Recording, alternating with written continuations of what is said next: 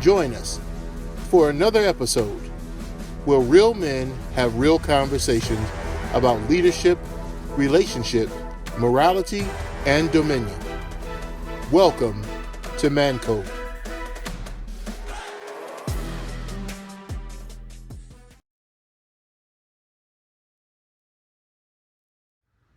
Welcome back to episode 4 of Mancode, You versus Who, part 2. Enjoy. But I want to roll back around to a point Austin made, because he mentioned that about how social media impacts how we see one another. And I kind of want to touch on that. What do y'all think in terms of that? Because growing up, we had the imagery, but it was a little bit more in his own lane. Now you have the imagery everywhere.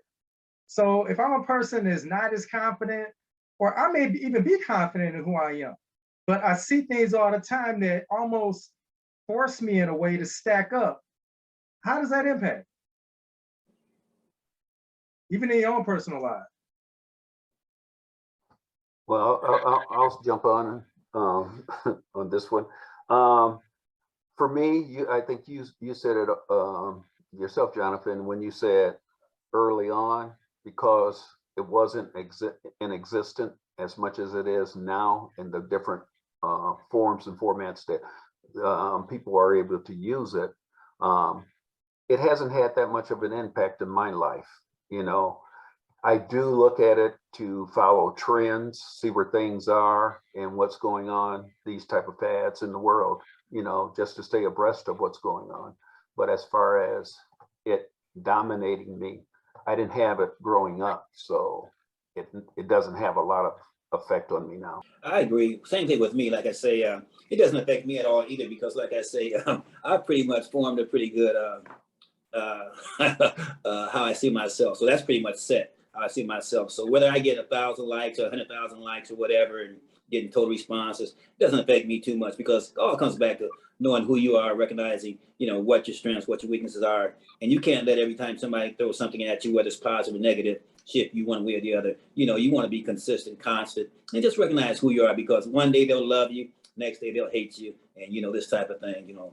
So you just have to know who you are. And I don't get affected by social media in that respect at all, but I know a lot of people do. If they don't get certain things, I'm sure their day is not going to be very well. Yeah, I would say growing up in the social media generation, I don't say it overall it doesn't affect my mood by any stretch of the imagination. I shouldn't say my mood, but my character. It doesn't affect my character.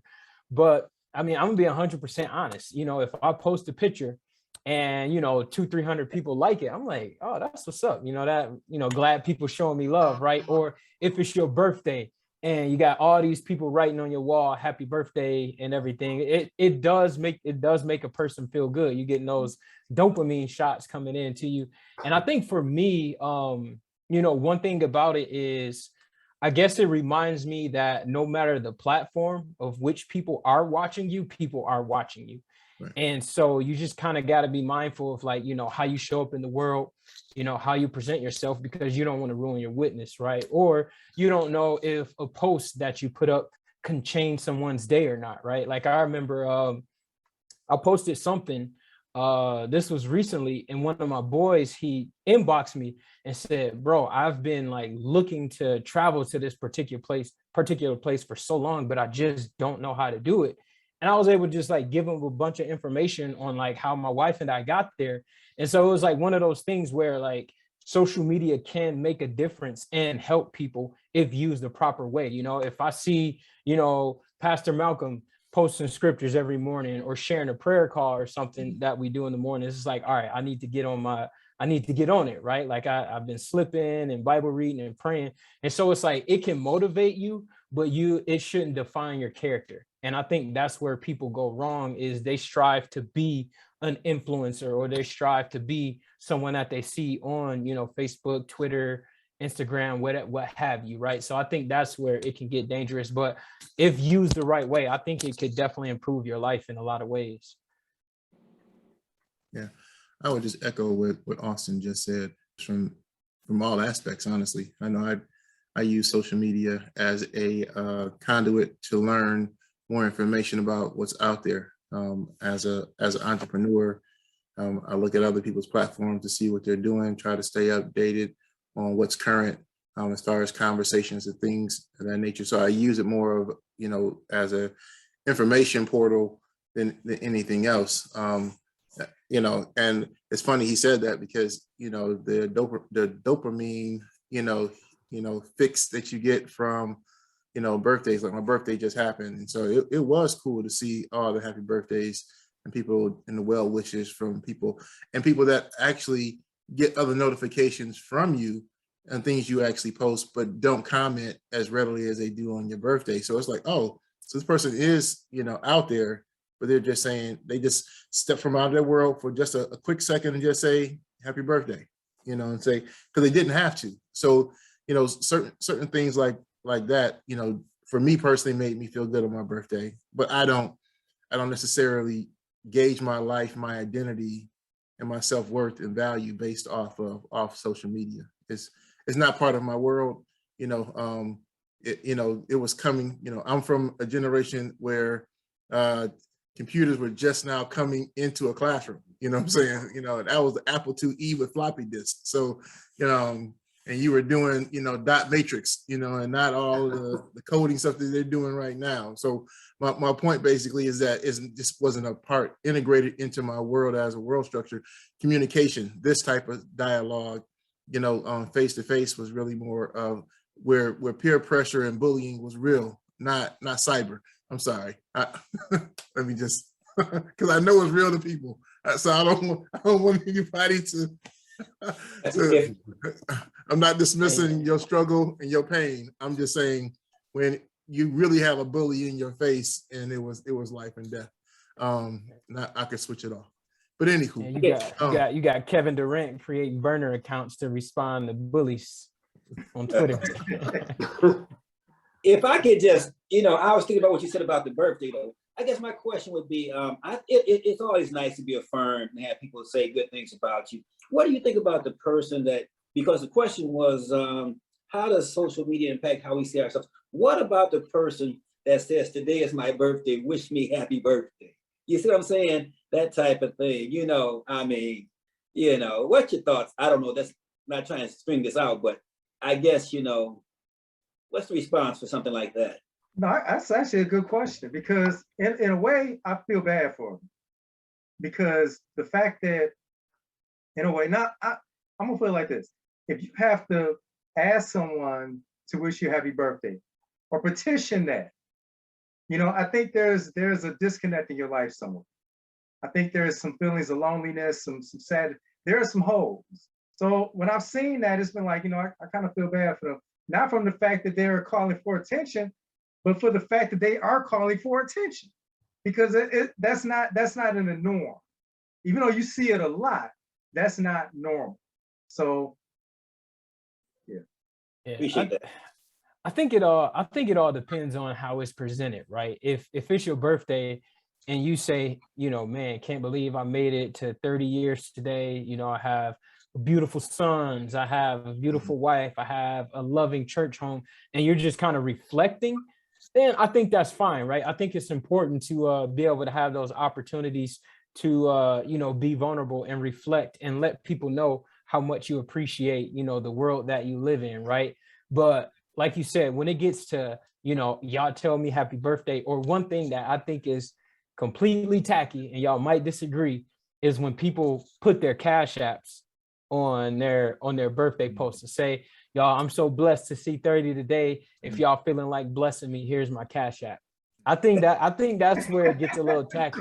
Here's my strategy. I'll call my brother or my wife and say, yo, or my sister be like, yo, make a status telling me happy birthday and you post my cash app so I don't have to post it. And then I'll do the same on your birthday and we can make it happen like that.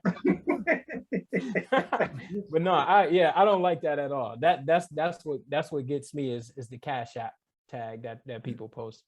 Yeah, for me, it seems like it's the culture of social media. So if you're living in that space and you're engaging in that way, then it's a norm. Right. It's a cultural societal norm for social media. And so I don't think people, well, obviously people do because we're talking about it. But I think by and large, you know, I don't know. I've seen it's like, oh, it's your birthday. For me, it's been like, oh, it's your birthday. Oh, let me just say happy birthday to you real quick. You know, if it's your Cash App, if I'm not feeling you like that, I'm not close to you like that. It's just you didn't post your Cash App. Oh, that's just get to know information. You know. Now, God said, we are fearfully and wonderfully made. I think that's in Psalms 139. So since our design is to be, become, and stay unique, why is there such a push to become a copycat? Well, we're a copycat people, a copycat nation. You know, everybody, I shouldn't say everybody, a lot of people want to be fashionable. What's hip? What's in vogue right now? They talk about the NFL. It's a copycat league. We go to the run and shoot. Everybody's doing the run and shoot. We go to the NBA, and we got the stretch four, the four shooting the threes nowadays. Whatever's working. So I would just say most people want to be fashionable. They want to do what's working, whatever trends are hot. And, you know, they just want to be hip pretty much, you see. It's like if I were to come on here with something outdated, you know, it might look a little bit out, you know. People that might be viewing this podcast might say, what's wrong with that pastor or that brother up there? You know, he's a little bit misinformed, you know, might be asking you guys to educate me, you see what I'm saying? So if everybody wants to be, you know, kind of in the know, if you would. I would just think you representing the Battle Creek Bearcats class of 1974 again. Amen. Pride of the state. Pride of the state. 76. Okay. Get it right, Jonathan. Get it right, man. Right.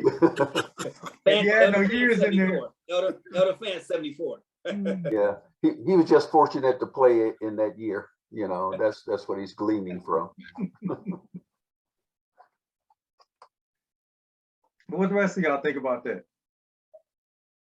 I think what you said is where social media can be dangerous, and it's exactly what Pastor Malcolm said. Is like you want to do what works. You know, you want to leverage on whatever is hot, so you can build your popularity, you can build your credibility.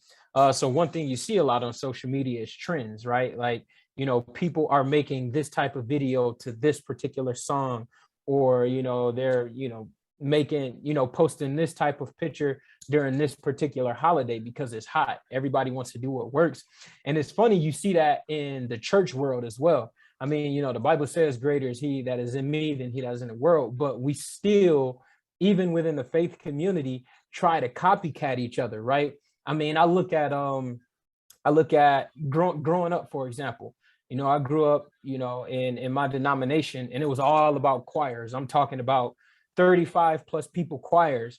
Now every church has a praise team, and those are the only people that sing. You got to audition to be a part of it. And now this new phenomenon with what Kanye West did with Sunday service, now you got churches creating that environment on Sunday, where it's like the band and the singers in the middle, and you got people on the outside. So now you got Kirk Franklin and Maverick City doing their tour right now, and it's set up exactly the way Sunday service is set up, because it was a powerful thing. It was trendy. People loved it. People connected to it. And so it's tough, because even when you try to separate yourself from the world and truly fall into that identity of like how God sees us, we're doing the same thing within the church community as well. It's like, you know, my church's social media has to look like that church's social media, or we have to have these lights because, you know, Mike Todd has these lights. It's just weird how it all works. So it's almost like it's hard to escape being a copycat, because it happens in like so many facets of our world. Yeah, I would say too that like the Bible says, he who wins souls is wise. And so since we are out here trying to win the lost, you have to use the same type of bait, or the same type of imagery, or the same type of content that is there, so that there's an interest, there's a look over, like, oh, I remember in the early 90s when Kirk Franklin first came on the scene, there was all this controversy around his music. that the church didn't really accept it because they said it was too worldly or it was too secular. The sound and the people he was collaborating with, and now the same people that were saying he was too worldly, he was too secular, his music, are now collaborating with him on projects. And you see what I'm saying? So sometimes you are a platform like social media can be used because it's on the forefront, and so it hasn't quite transitioned over. Like the one pastor, he's a bishop, and he's on TikTok, and I can't remember his name, but I saw him on TikTok. He was doing a lot of the little TikTok dances or whatever, but it prompted me to go to his church and actually look at his actual Christian content, because I saw what he was doing on TikTok. You know what I'm saying? What he was doing on TikTok wasn't anything biblical, but because he was trending on current things, it prompted me to go see who he was. And I think it's a way. If your intentionality is to use it for that reason, then great. If your intentionality is to keep up with the Joneses or to our point of this particular portion of conversation, copycatting, I think that I think to Pastor Malcolm's point, people want to identify with success. People want to identify with people who are winning. People want to identify with strategies that are actually causing positive results. So I think if people are, even if it's fabricated, because at least 60% of what we see on social media is generated, is fictional. People aren't always trend setting. I saw this documentary on, they took 7 people, they brought them to this one mansion, and these brand influencers actually cause these individuals basically to build their following just by all this stock stuff. So had them laying in the pool, put stuff around them. It was like, I'm chilling in Dubai, but they wasn't in Dubai. Or I'm flying out. They were sitting in a mock-up of an interior of a plane. I'm jet setting. You're showing all these things, and so the images are portraying an image to people to make you feel like this person is living their best life.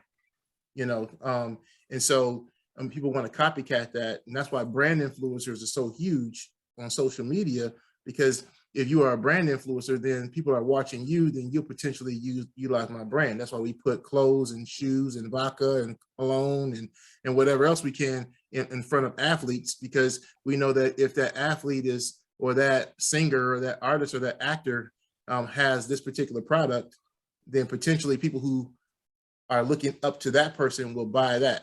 That's how we got Cristal in people's refrigerators, because Jay-Z said it's all about having a bottle of Cristal at the club. So everybody started buying Cristal. Nobody knew what it was before. Before it was Chablis. You know what I'm saying? It was something else that was considered to be. So to Pastor Malcolm's point again, I think we copycat because we want to look like a certain status or class, or we want to look like success. I would agree with those points anyway that I heard, and add just a little bit that I believe the world has a gravitational pull, not only in the physical world, but also through the worldly events. Like we know we have to live in houses, but yet the type of house we desire or the car we desire to drive all lends favor to who we are, and it makes us forget about the creator, because we're in the moment to live up to it. It's something about trying to fit in, being part of, that we all gravitate to. And I think that's what we tend to do and lose sight of our creator who created us. And it's nothing wrong with us. We're perfect in his sight, so it's just this worldly gravitational pull is the only way I could explain it. If I could just say this too, I think I'm like that too. I want to be, in a sense, fashionable, because I was last week, and Brother John, I think attested to this. He works with the eye doctors and so forth. And I said, well, what's the new styles to do with the glasses? I'm not trying to wear something that, not kind of fashionable. I kind of want to be, in the mix, if you would. So yeah, I don't think it's a negative thing. Or some things aren't negative, but it's nothing wrong with being fashionable and kind of being there. But as Elder Fancy, we always have to keep our eye on God. And if God is dealing with you in an area, you have to be led by the Spirit. Of course, if you're doing something just to be a copycat of the world and it's really going against what you believe, that's a whole different issue. But as a whole, it's nothing wrong with people, trying to look, what they would like to look like if there's, if it's not going against any violation of God or your conscience or anything like that.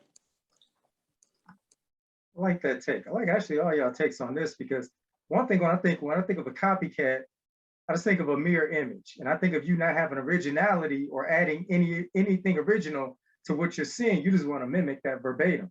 And when I think about that, I think of actually the devil, because the devil, the first comparison to me was the devil comparing himself wanting to be God. When you look at that, I think that's the first comparison ever recorded, probably ever thought of, because that was asinine thought to begin with. But from then on out, he's been trying to compare himself and do things to undermine to be like God. And so I think that influence has really spread into the world. No, all comparisons aren't bad, but I think copycatting can really have a negative aspect, because it'll take you from where you're going in life. It'll cause you to get away from your destiny. You might be fit for one thing, but because you have this characteristic of wanting to copycat, it'll take you into something that you have totally no talent in. Now you wasted time and you've gotten off the course that God wanted you. So that's kind of my thought on that. Now I kind of look at things and I break it back down, but y'all were all hitting on this. But Danielle touched on this point. I really wanted to round back in, because you mentioned this, but because they cross paths, how really does comparing to being judgmental mix? Because you can compare without judging, but how do they, because I think they blend a lot. I want to hear from y'all on this. Make sure I'm not off. Well, I look at comparing as looking at two different situations and seeing what state they're in. And I look at judgment as a final authority, a final judgment on the state of that thing. You'll never be anything. You are, so comparison is what, I'm not gonna pick on Jonathan. Comparison is what a bodybuilder would do in front of the mirror at the gym. He's constantly looking at his current state and what he's working on in order to improve his current state to see something different. He's constantly comparing. He's looking at other men in the gym and seeing that they may have developed a certain area that they want to develop, and then go over and talk to that person to see what they did to develop that area. That's comparison. That's not finalized. That's in constant motion of transition, where judgment is finite. Every time I see you, you're always going to be that person. I don't care what changes in your life, you'll always be that to me. I'll just add a little piece to that. I look at it as comparison. It develops judgmental thoughts. When you start looking at it, we all know that judging, God is the only judge. But in judging, we start looking at people and comparing. And sometimes it's a thin line between comparing and judgment. And that's why I said comparing develops the judgment, which is a negative thing, and it makes us lose sight of who we really are. So that's just where I'm at on that piece. I like that. Yeah, I think the key difference, and I love what everyone said. I think the key difference is, I think assessment is what separates the two, because when you assess something, then that's when you're drawing conclusions about how you can make changes. It's like, all right, let me assess my spiritual life and make sure it's in a good place. Let me talk to Danielle, Elder Fant, Pastor Malcolm, or Jonathan, so they can help me make an assessment to see how I can improve myself. Whereas like if you compare, I think you can get in a place of complacency when you compare. It's like, I think I'm good. Like, I don't want to be that strong. Like, I don't need to bench press 500 pounds. So, I'm in a good place. I made that comparison. I'm happy where I am. And then that's when the judgment comes in. It's like, he doing too much, ain't no need for all that. So I think, like I said, I think the biggest separation is like having to make assessments, and then comparing and judging, I think, is the difference between that. Wow. I'm glad Brother Austin used that word assessment. That's where I was going to go with that too, because when as a teacher, you're always making judgments, assessments on things. How well did you do in this activity? How well did you do on that? You know, it's an assessment. We're really making a conclusion about what you did and so forth.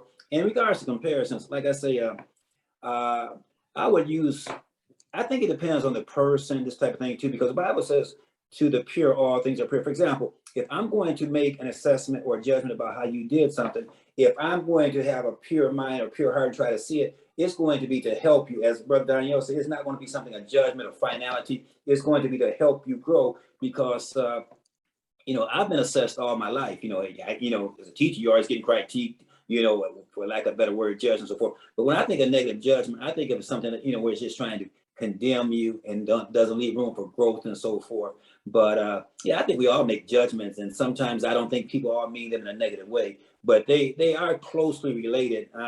I'm not the English one like Brother Austin, who could draw all the parallels and break down the nuances for you. But yeah, we know, you know, when you're trying to be positive or helpful to a person, you can tell the difference between a negative and a positive response. You should be able to. If I could go back, yeah, if I could go back and just add that little piece is, it's just how, you know, you guys use the term, interchangeable term of assessment, you know, it's still a form of comparing, you know, if you see someone, as we use the words, working out in the gym, you know, if you see someone pressing and you know, you start judging, like, why are you doing that? You know, you're built like that. And then that could easily breed into or bring life into that negative judgment and putting you in that fence of being negative. Sounds like a hater. Let me hear from you. That's hating, Elder. Yeah. Don't hate me because I'm beautiful. Yeah. As our Carrie said. Yeah. But see, that's the thing. You know, you can look at it from a healthy comparison standpoint, and even admire what that person is doing, use it as a motivational tool. Or again, when you look at it from the mind of no possibility, that's when you begin to hate, and you slam the door, like, who they think they is? They just showing off. They ain't got to do all that. But again, you slam the door of possibility in your mind, thinking that, okay, I may not be there, but I can move up. That gives me something actually to gravitate towards. So again, y'all clean that up good, but it all depends on where you start from. But yeah, this is one thing that we hit on a lot of things, but I kind of want to touch this, because with our youth really being bombarded by a deliberate attack on identity, and it's rampant, what foundation really needs to be laid in them so that they avoid the traps of wrong comparison? Because they hit hard. Real quick, I'll just say it real quick. Teach them, first of all, what the Creator said about them, and that they're made in that they're made in the image of God, and I'll leave it like that. Teach them what God says about them, the Creator. And I'll go right behind them, saying a Christian foundation. God hasn't made any mistakes in creating you. Yeah. I would say, I would echo what both Elder Fant and Pastor Malcolm said, but just, you know, just really just driving it home that they need to have all the foundations laid for them so that they're able to use those foundational truths in order to be able to judge and gauge the world around them. And I did use the word judge because I sometimes we go too far to the right, too far to the left. Right. When we eliminate a word. Me and Jonathan have conversations around, you know, I'm gonna use Americans because I haven't been any other place. So we tend to, if we villainize a word, it can only be in that category. It can never be used in any other way, even though there's other ways that it can be used. And so it's like, I'll give a good example to Robin Hood. Robin Hood, depending on who reads the story, either sees a great hero to other people or they see a great villain to the kingdom. It depends on who's who's reading it and the impact that he has. He's still the same person. He's doing the same deeds, but it's the impact that that person is having. And so he sits in two different boxes. And so it depends on what box you sit in. So I'm not a theologian. I'm going to go ahead and put that out there. But I do believe that we got into this whole thing about being temperamental, about saying that we're not judging because of all the, only God can judge, only da-da-da. But there's several other scriptures in the Bible that talks about Christians actually looking at matters and judging those matters. He created a system of judges in order to judge matters, in order for matters to come before the king or come before the judge, in order for you to settle matters. And so I wanted to swing that back around when I said, I say judge, but I'll say at the foundation, it's important for everyone to have foundations about identity, about gender, about finance, about family structure. What is that? What it's not, what is this and what is not? Because if we don't give our kids the foundational truths all the way around, when they go out, the world will give them a foundation, and from that foundation, they'll build their life. Amen. That's really good. Go ahead, Elder. I love what you said, Donnell. I think it is important to learn how to, how to properly judge. And when you think about it, it happens on an everyday basis. I mean, you make judgment calls when you drive, and it's like, should I make this left turn now, or should I wait till this car goes by? Like, that's a form of judging. What friend group, like we talk about identity, right? Based on your identity, you make a judgment call on if you should be a part of this friend group or not, based on like facts and what you've seen. But like you guys said earlier, when you judge to, tear somebody down, to make yourself appear superior and them inferior, then I think that's where judgment can get you in trouble. But you have to make judgment calls in order to make sure that what you're doing is in alignment with your values and with your identity and with your character. And real quick, I love what you said about how the word judgment is used in so many different ways, because in ministry, the Bible says, lay hands on no man suddenly, to prove them, show them, make sure that they can, meet certain standards and requirements. You don't want to put a novice in the office. So you're always watching, you're always, looking at it and seeing if they're ready for this particular job. So yeah, but that's a good point though. Yeah. I hit that very concretely. With the youth, I would say, we got to fill them up. Keep them filled with the things that we know establishes them for the rest of their life. That way, we leave no room for the outside influences, to come in and educate them and get them turned against who they actually were created to be. So I think that's really it. Y'all hit it right there. The foundation is so important. And that starts as young as you can get your hands on.